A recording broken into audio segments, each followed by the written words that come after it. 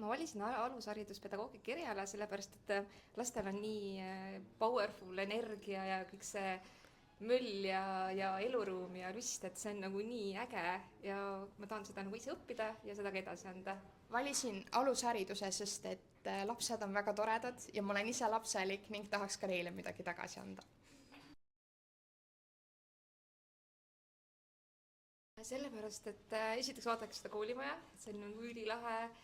Üldse ju Tallinna Ülikool on nagu au sees ja meil õppejõud on hästi toredad, kõik on täiesti erinevad ja kõik see siirus ja näited nende poolt on nagu väga lahedad.